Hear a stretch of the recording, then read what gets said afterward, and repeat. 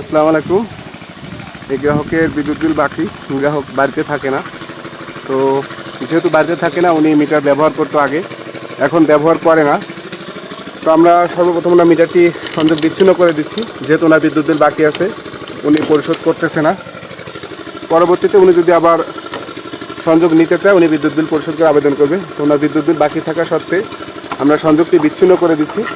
আর এই বিচ্ছিন্ন অবস্থায় কিন্তু আমরা 1 থেকে 2 মাস, সর্বোচ্চ 3 মাস দেখবে অফিস।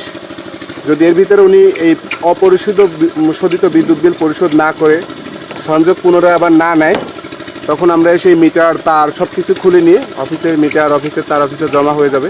তো অনেকে বলে থাকেন যে তার মিটার অফিসের নয়, এটা আমাদের কেনা, আমরা টাকা দিয়ে কিনেছি, এটা ভুল কথা। আপনারা একটা নিরাপত্তা জামানত জমা প্রদানের মাধ্যমে মিটারের সংযোগ নিয়েছিলেন। আপনারা যখন এই মিটার এবং তার অফিসে জমা দিয়ে দেবেন, এটা আবার আপনারা ওই যে নিরাপত্তা জামানত জমা দিয়েছিলেন, ওটা আবার আপনারা পুনরায় ফেরত পাবেন। তো যেহেতু ওনাদের বিদ্যুৎ বিল বাকি আছে, ওই যে নিরাপত্তা জামানতের সাথে এই টাকাটা সমন্বয় করা হয়। যাদের বিদ্যুৎ বিল বাকি আছে অতি দ্রুত পরিশোধ করে দিন। আর আপনার সংযোগটি সচল রাখতে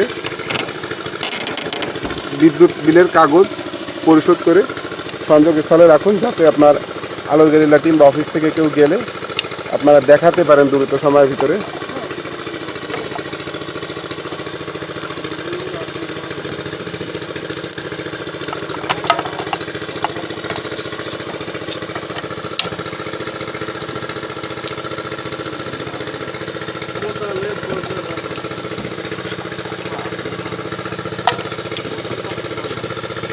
বিদ্যুৎ বিল বাকি থাকলে কিন্তু কোনোভাবেই সংযোগ থাকবে না, এটা মাথায় রাখতে হবে।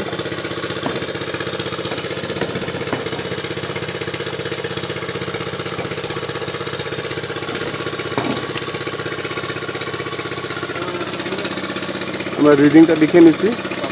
এই মিটারটা কিন্তু এভাবে থাকবে, খুব বেশি দিন থাকবে না। এরপরে যদি উনি বিদ্যুৎ বিল পরিশোধ না করে, সংযোগ না নেয়, তখন আমরা সেই মিটার এবং তার খুলে নিয়ে যাবো এবং অফিসের মিটার অফিসে তার অফিসে জমা হয়ে যাবে।